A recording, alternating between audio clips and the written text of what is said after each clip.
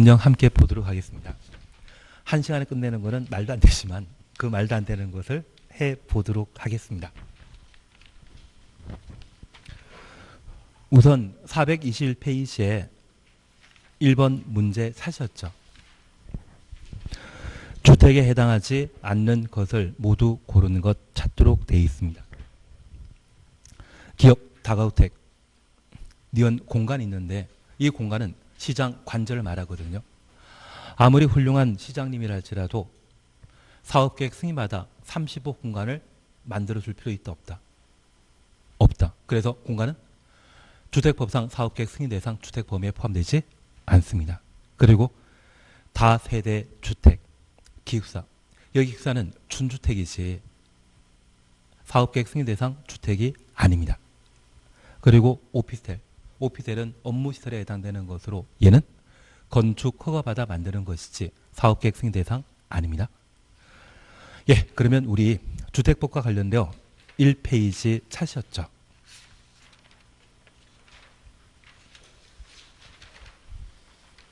주택법은 7월 24일 날 대폭 개정됩니다. 지금 자료는 7월 24일 날 고려해서 만들어 놓은 것입니다. 우선 적용 대상은 공공택지란 말이 있고 이 공공택지는 최근 3기 신도시가 지정된 곳이 바로 공공택지, 그리고 세종시의 행복지 만들기 위한 1생활권부터 6생활권까지가 모두 공공택지입니다. 이곳에 아파트 만들게 되면 한 개 업체가 다 만든다? 여러 업체가 택지 분양받아 만든다. 여러 업체가 만들게 됩니다. 그러한 공간을 주택단지라 하고 이 주택단지에 28, 얘는 작년에 시험에 나왔기 때문에 올해 시험거리 아닙니다. 폭 20m 이상의 일반 도로나 폭 8m 이상의 예정 도로가 설치되게 되면 그 주택단지는 분리된 별개의 주택단지가 되고 한 개 주택단지인데 불구하고 공구별 분할 사업할 수 있습니다. 적용 대상은 주택단지의 주택수가 600세대 이상이고 공구마다 300세대 이상 건설하는 경우에는 공구별 분할 사업 가능하며 사업계획 승인은 주택단지 전체에 걸쳐 받도록 되어 있고 공구별로 착공신고와 사용공사 따로 할 수 있다는 것 눈에 익혀놓습니다. 이러한 주택단지는 주택과 부대 복리시설 설치하는데 주택은 세대 구성원이 장기간 독립된 주거 생활할 수 있는 건축물 전부 또는 일부와 부속 토지를 말하는데 1번 준주택 사셨죠. 오피스텔, 노인 복주택, 다중생활시설, 기숙사, 오노다기 이 네 가지는 준주택이지 주택법상 주택 아닙니다. 그래서 우리 오노라는 사람이 기술 참 많지 않았습니까? 그래서 오노다기에 해당되게 되면 준주택이다. 그리고 주택을 구분하게 되면 자금 차이에 따라 민영주택과 국민주택 구분할 수 있고 얘는 올해 시험거리 아닙니다. 그리고 3. 도시형 살택은 작년에 시험에 나왔습니다.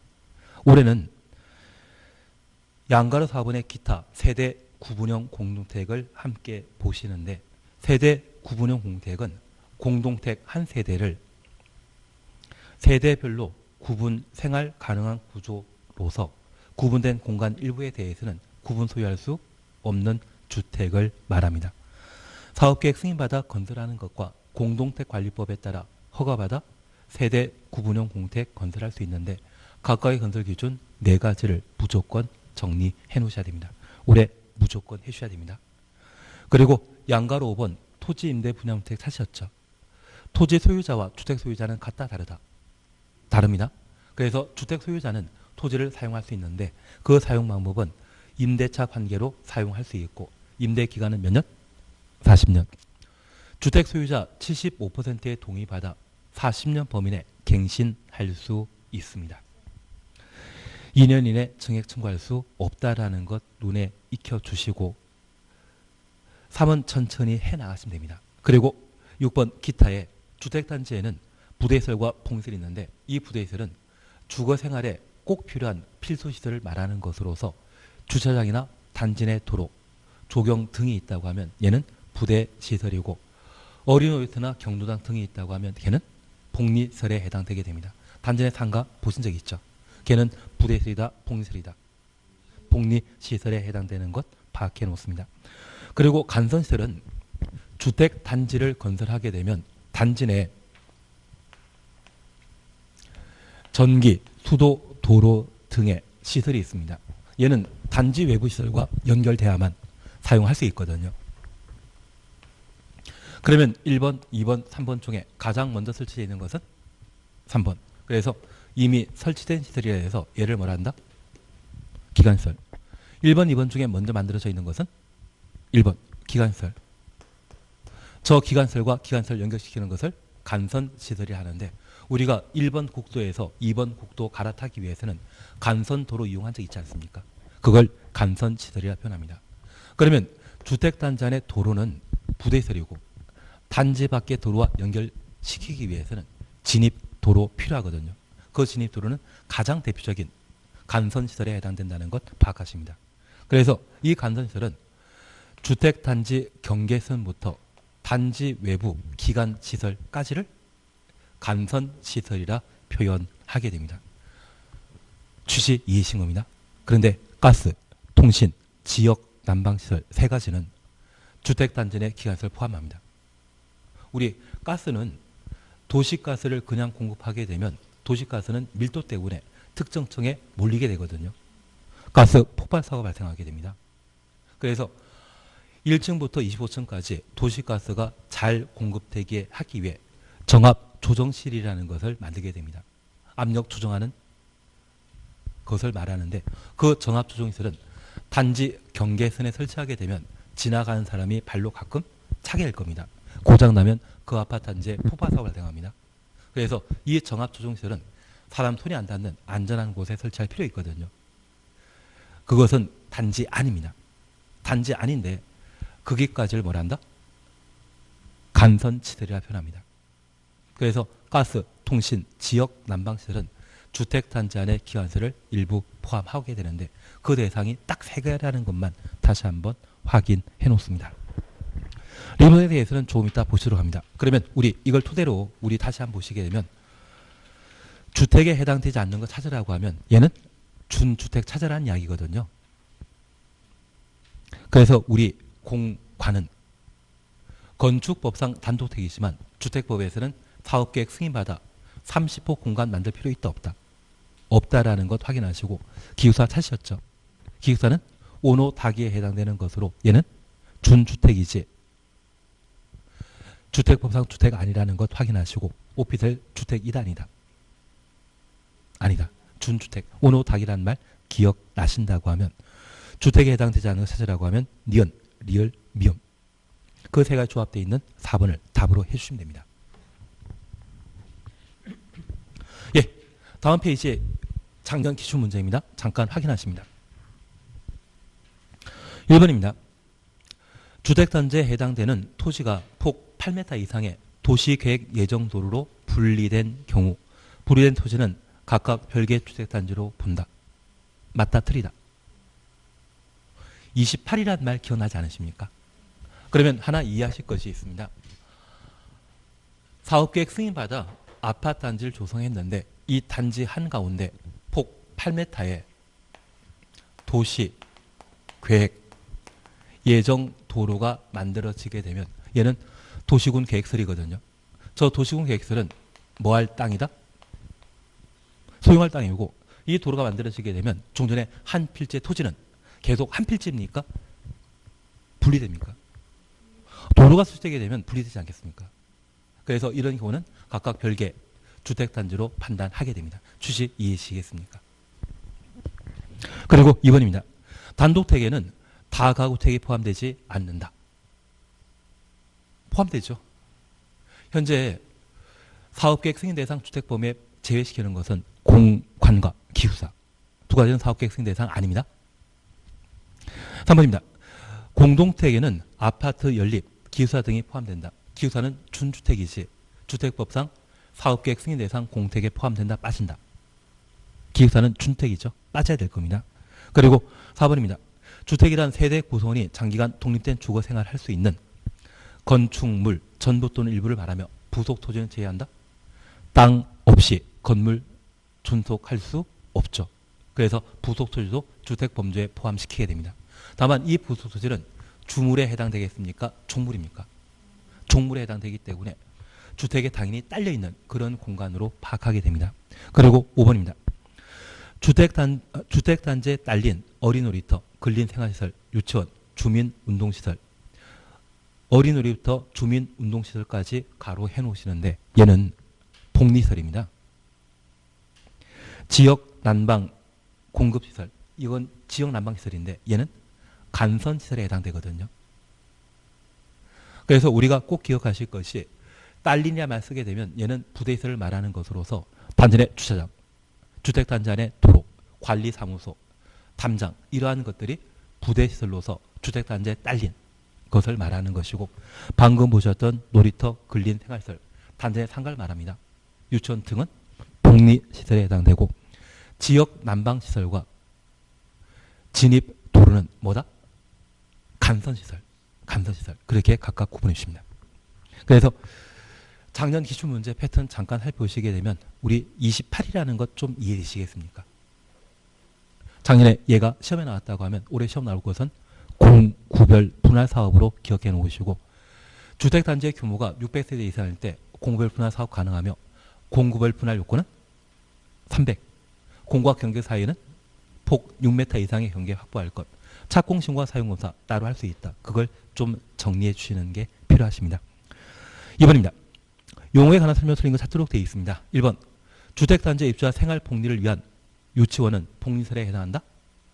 맞습니다. 유치원은 복리시설입니다. 2번. 관리사무소는 부대시설에 해당한다? 맞습니다. 그래서 부대시설은 주거생활에 꼭 필요한 필수시설을 말하는데 단지 내 주차장, 관리사무소, 담장, 옹벽 등등이 있다고 하면 얘는 부대시설에 해당되는 것으로 파악해 놓습니다. 3번입니다. 숙박시설로서 제2종 근린생활시설에 해당되지 않는 다중생활시설은 준주택에 해당한다? 오노다기. 다중생활시설은 준주택이다. 3번? 맞죠. 4번입니다. 도시형 생활주택이란 300세 미만의 국민주택 규모에 해당되는 주택으로 대통령령이 정하는 주택을 말한다. 하나 이해하실 것이 있습니다. 여기 도시형 생활주택 만들게 되면 세대당 주차장은 0.5대면 충분하거든요. 그러면 이 도시형 생활주택은 주거 환경에 도움이 되는 정책입니까? 나쁜 제도입니까?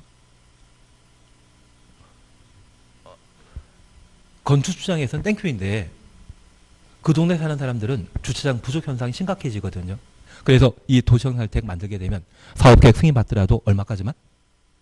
300 미만까지 만드는 것이지 좋은 제도면 제한 둘 필요 없습니다. 나쁜 제도이기 때문에 300세 미만까지만 건설할 수 있습니다. 그래서 만약 사업계획 승인받아 도시형 생활주택을 500세대 만들 수 있다. 이 말 나오면 무조건 거부해야 됩니다.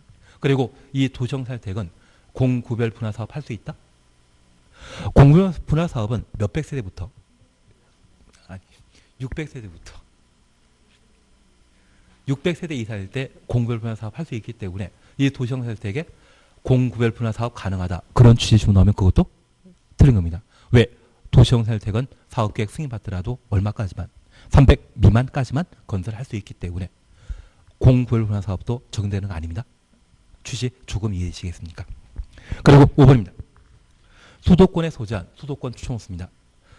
읍면 지역의 경우 국민주택 규모 주택이란 1호 1세당 100제곱미터 이하의 주택을 말한다. 수도권에 건설하게 되면 무조건 85. 도시지역에 건설하면 무조건 85. 국민주택 규모는 원칙적으로 85이죠. 수도권을 제외한 도시지역 아닌 읍면 지역에 건설하는 경우에만 얼마? 100. 그래서 국민주택 규모는 원칙적으로 85이지만 수도권이 아닌 도시지역 아닌 읍면 지역에 건설하는 경우에만 100까지 건설할 수 있다. 그렇게만 하나 확인하십니다. 3번 함께 보십니다. 국민주택에 관한 설명으로 옳은 거 찾도록 되어 있습니다. 1번 민영주택이라도 국민주택 규모 이하로 건축되는 경우 국민주택에 해당된다. 국민주택과 민영주택은 동전의 양면 관계입니다. 민영주택이 국민주택 될 수 있는 것? 없다. 그래서 1번 틀린 겁니다. 다시 한번 보십시오. 민영주택이라도 국민주택 규모 이하로 건축되는 것은 국민주택에 해당한다. 맞다 틀리다. 아닙니다. 현재 민영주택은 국민주택을 제외한 주택을 말합니다. 국민주택과 민영주택은 동전의 양면 관계라고 이해해 주셔야 됩니다. 2번입니다. 주택공사가 수도권 추천호수입니다. 건설한 주거 전용 면적 80제곱미터인 아파트는 국민택에 해당한다. 수도권에 건설한 국민택 규모는 85제곱미터 이하이죠. 85 이하인 80짜리는 주택공사가 만들게 되면 국민주택입니다. 3번입니다. 재정. 국가 또는 지방자 재정으로 자금 지원받아 건설되는 주택이 국민택에 해당되려면 자금 50% 이상을 지방자치단체로부터 지원받아야 된다. 자금 지원 범위와 관련된 이야기 없습니다. 국가 지방자 재정이라면 100% 국가 또는 지방자치단체 예산으로 만든다. 그런 의미이기 때문에 뭐 50% 이상은 받아야 된다. 이런 말 자체가 없는 이야기입니다. 그리고 4번입니다. 다세대의 경우 주거 전용 면적은 이거 필요 없습니다. 신경 쓰지 마십시오. 그리고 5번. 4번, 5번 신경 쓰지 말자. 4번, 5번 신경 쓰지 말자. 5번은 공용 면적은 주거 전용 면적에 포함한다. 공용 면적과 주거 전용 면적은 완전 별개라고 이해해 주십니다.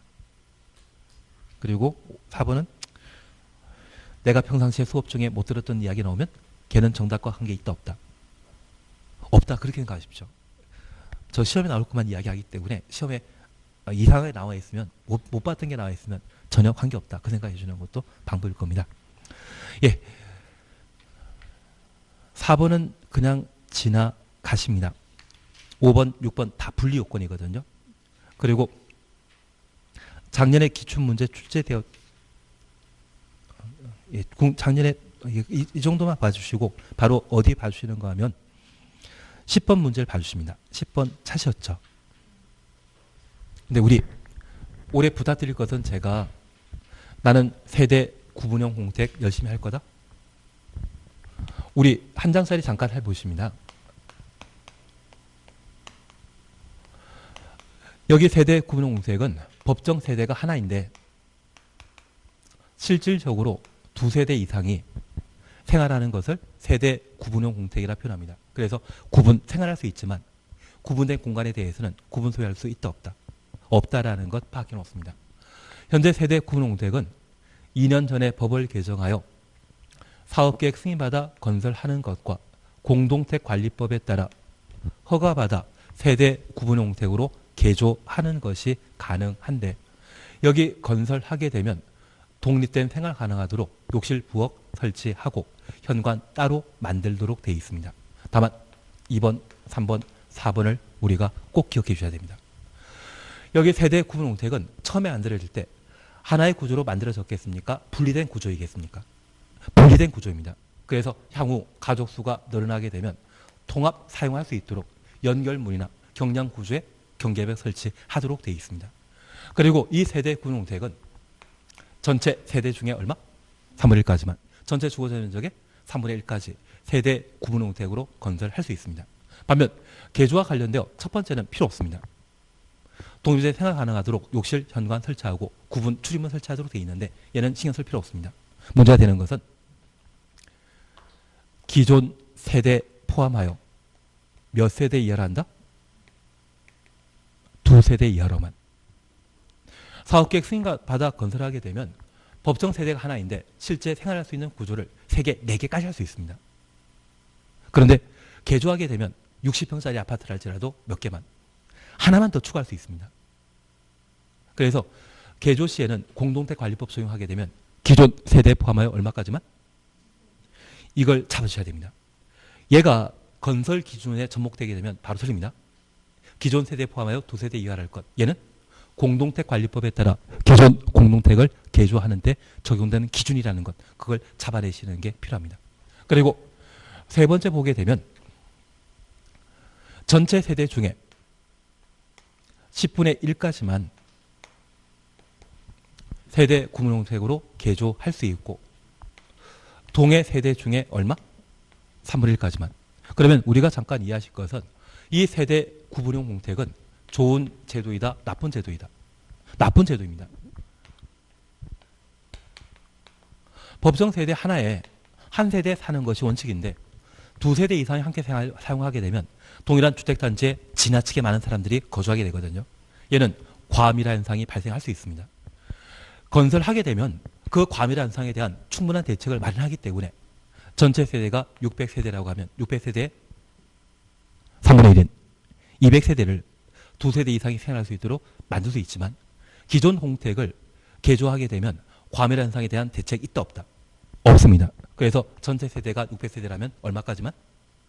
10분의 1인 60세대까지만 세대 구분 형태로 개조할 수 있다는 것 확인하십니다. 그리고 네 번째 기준 공부하시는데 개조하게 되면 원래 통합구조이거든요. 두 세대가 생활하기 위해 경계벽 새로 만들게 되면 그 경계벽이 지나치게 얇으면 옆집 소리 다 들립니다. 그리고 옆집에서 불을 잘못 관리해서 화재 발생하면 전체가 한 번에 다 타버리거든요. 그래서 구조, 화재 등의 구조 안전 요건들을 충분히 갖추었을 때만 개조할 수 있도록 정해놓게 됩니다. 그러면 우리 각각 네 가지 건설 기준은 건설할 때와 공동택 관리법에 따라 개조할 때 서로 달리 적용되거든요. 이게 박스에 묶여 있을 때 그에 대한 각각 요건을 잡아내시는 게 올해 시험 패턴일 겁니다. 얘는 무조건 하자. 그게 결론입니다. 예, 이제 10번 함께 보십니다. 리모델링 찾으셨죠? 리모델링에 관한 설명으로 옳은 거 찾도록 되어 있습니다. 1. 기존 14층 건축물에 수직 증축형 리모델링 허용되는 경우 2계층까지 증축할 수 있다. 14층 이하는 2계층, 15층 이상은 3계층 수직 증축할 수 있거든요. 1번 맞다 틀리다. 맞습니다. 수직 증축형 리모델링 사업을 시행하게 되면 최대 3계층 수직 증축할 수 있는데 15층 이상은 몇 계층? 3계층. 14층 이하는 2계층을 수직 증축할 수 있습니다. 그리고 2번 리모델링택 조합 설립 인가 받으려는 자는 100분의 80 이상의 토지 사용 승낙 첨부하여 시군 구청장에게 제출해야 한다.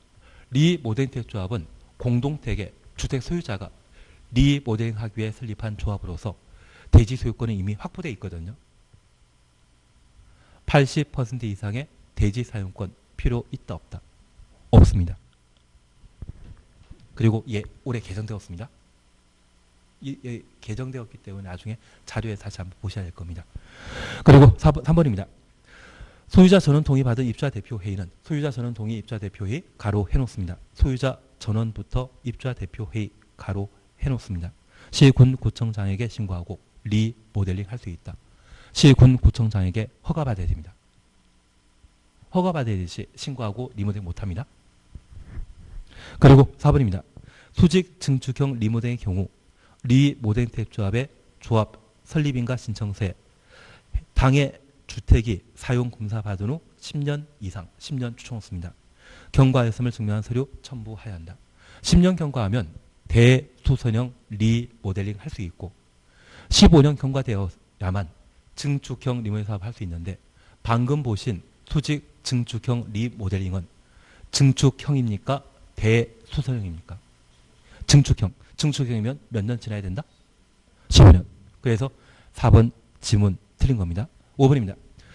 리모델링 대조합이 시공사 선정하는 경우 수의계약 방식을 한다. 대한민국의 수의계약이 원칙은 몇 군데 없습니다.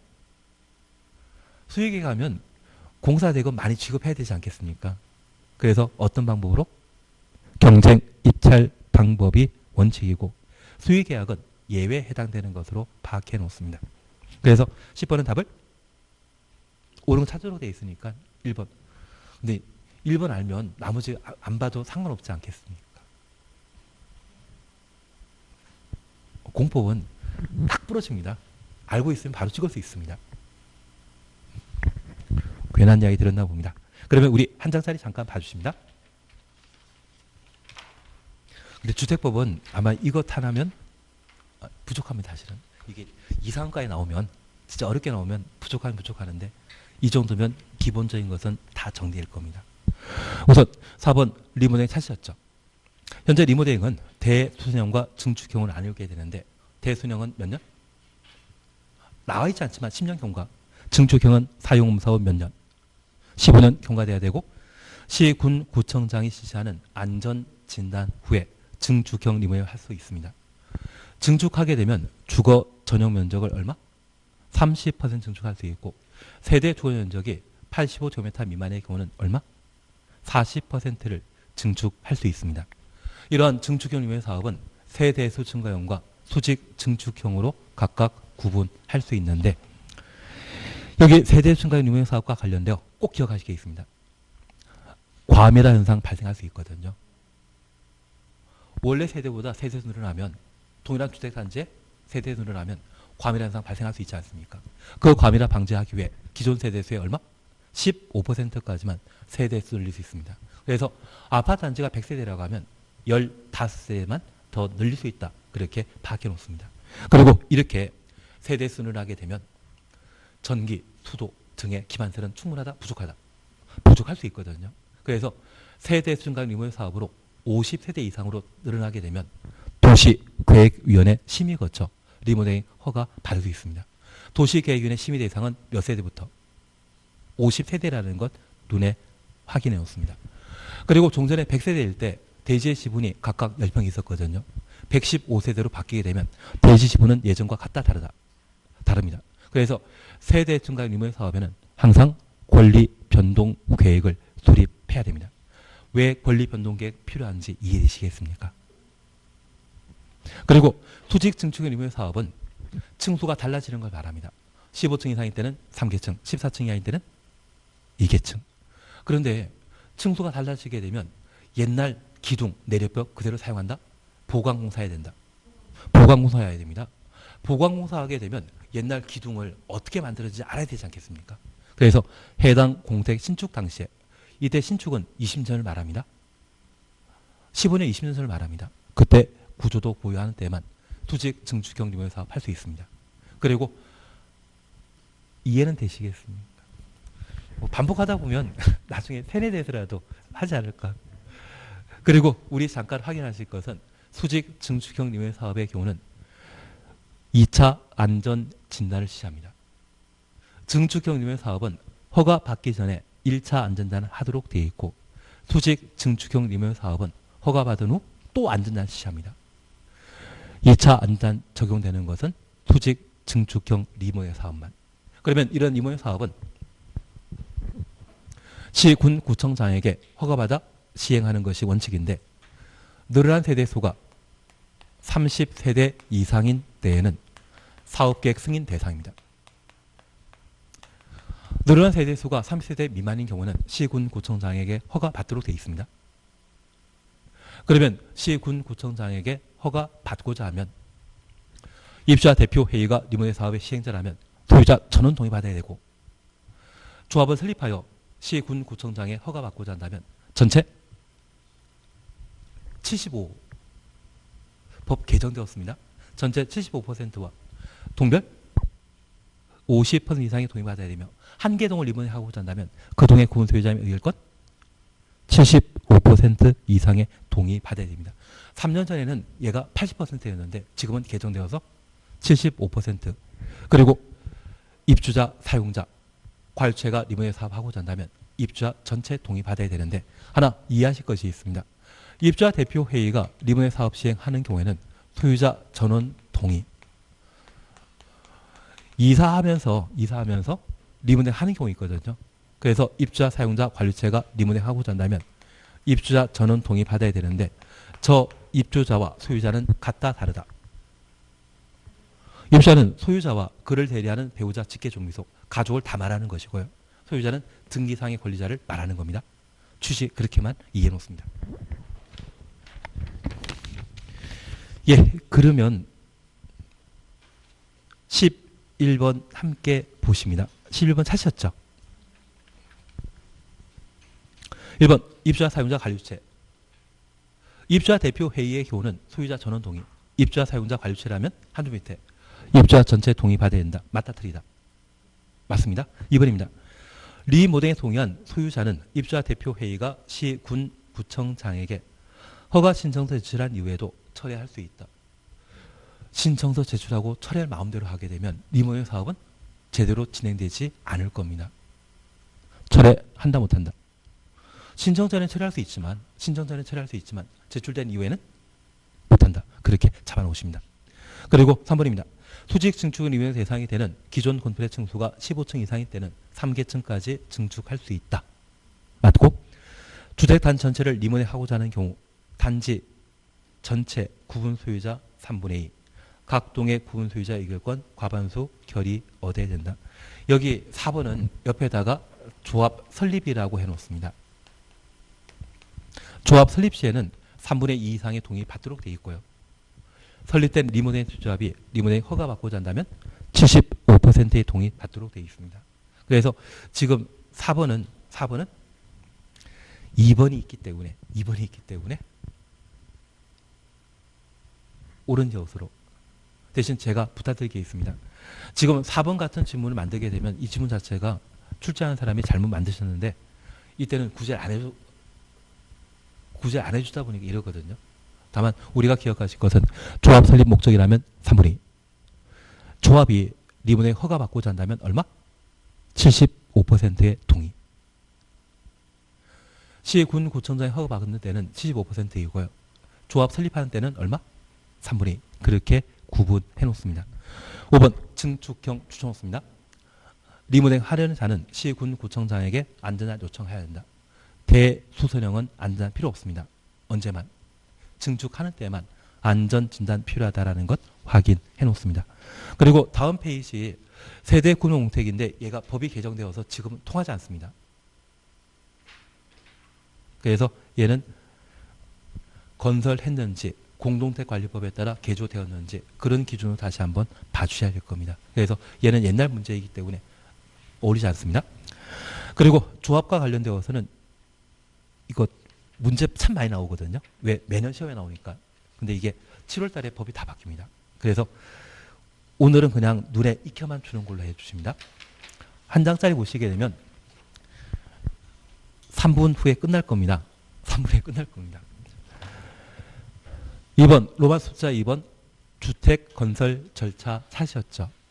1. 사업체 양가로 2번 조합입니다.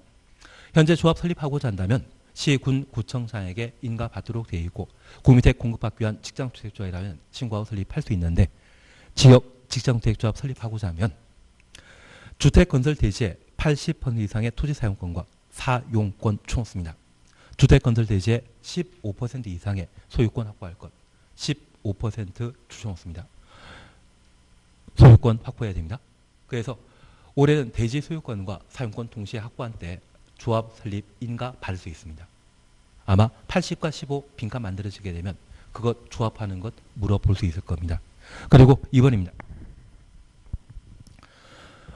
조합원 수는 조합 설립 인가 받은 날부터 인가 받은 날 추정없습니다. 사용 검사 받는 날까지 추정없습니다.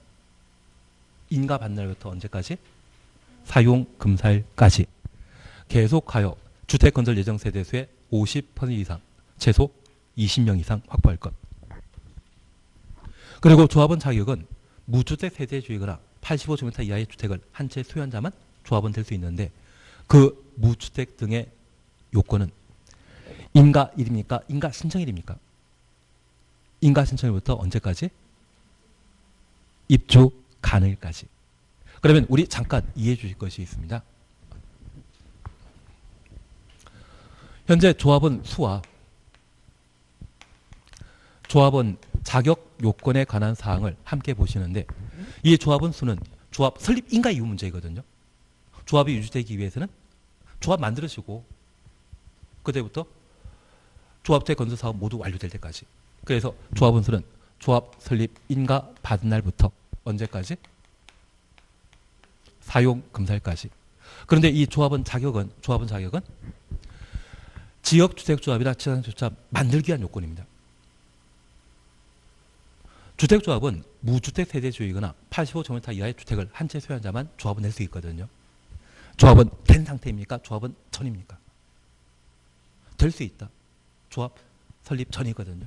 그래서 조합원 자격으로서 무주택 여부는 조합 설립 인가 신청한 날부터 언제까지? 입주 가능일. 그러면 사용문서 받은 이후에 입주하는 것이거든요. 그래서 조합원 수는 엄격하게 조합 설립 인가 받은 데부터 사용검사일까지. 조합원 자격은 인가 신청일부터 입주 가능할까지. 얘가 더 넓다. 얘가 좁다. 그리고 리모델링 조합은 수를 적용하지 않습니다. 그리고 공동택 등의 소유자라면 자동적으로 리모델링 조합은 될 수 있고, 조합 설립할 때는 75%입니까? 3분의 2입니까? 3분의 2. 그리고 사용무사 후 10년 경과된 때 조합 설립할 수 있고, 증축하고자 한다면 15년. 올 7월 달에 시행하는 것으로 주택조합의 해산을 새로 마련하게 되었습니다. 지금은 눈에 익히만 놓습니다. 잠깐 해보시게 되면 조합 설립 인가 받은 날부터 3년 내 사업계획, 지금 숫자 워낙 많이 나와가지고 좀 싫어하실 텐데, 사업계획 승인 받지 못했다고 하면 총회 의결로 조합 해산 여부 결정할 수 있고, 사업 종결 여부, 발기는 조합원 모집 신고 수리된 날부터 2년 이내 조합 설립 인가 받지 못한 때에는 총회 의결을 거쳐 주택조합 사업 종결 여부 결정할 수 있다. 그래서 동그라미 2번, 얘가 올해 신설되었거든요. 올해 시험에 나올 텐데 지금은 오늘 처음 봤기 때문에 너무 심각하게 생각하지 마십시오. 제가 나중에 수업할 때 한번 정리해 드릴 겁니다. 그리고 조합 임원, 총회, 그리고 조합원 차시였죠.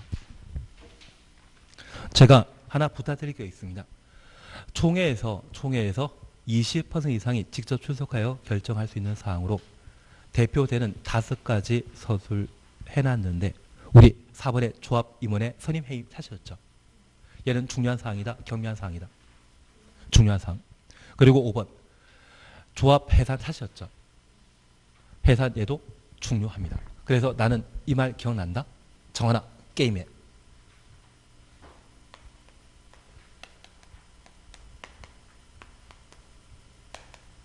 그 중에 임해. 나중에 개발표 다시 할 때 정리해 드리겠습니다. 총회에서만 결정할 수 있는 것 정하나 게임에, 그 중에 임원 선임 회의인과 조합 해산에 대해서는 중요한 사항이라는 거 기억하시고, 얘는 창립총회처럼 20% 이상이 출석해서 결정한다. 그렇게만 구분해 놓습니다. 그리고 조합원, 올해 많이 바뀌었거든요. 특히 모집과 관련되어 기억을 잠깐 살펴놓습니다. 지역 지정대조합원 모집 시에 주택건설대지의 50% 이상의 사용권 확보 후 50% 이상 사용권 확보 가로 해놓습니다. 시군 구청장에 신고하고 조합원 공개 모집할 수 있다. 이번에 바뀐 것이거든요. 50% 이상 사용권 확보한 후 신고하고 공개 모집할 수 있다. 그것 확인만 해놓습니다. 그리고 특징 그냥 지나가십니다. 그리고 사업계획 승인 등에 대해서는 천천히 해나가실 겁니다. 그리고 오늘은 여기까지 하십니다. 지금 우리 주택법은 용어 정의 적용 범위에서 2문제, 3문제 항상 나오거든요. 그리고 주택조합은 지금 보셨던 내용 위주로 문제가 좀 다시 한번 만들어져야 될 겁니다. 나머지에 대해서는 나중에 문제 풀이할 때 그때 한번 보시는 걸로 하고, 오늘은 여기까지. 그리고 다음 주부터는 요약집으로 해나갈 겁니다. 기출문제는 접어놓으시고, 기출문제는 나중에 제가 따로 한번 또 이야기 드리겠습니다. 다음 주부터는 요약집 가지고 해나가겠습니다. 수고하셨습니다.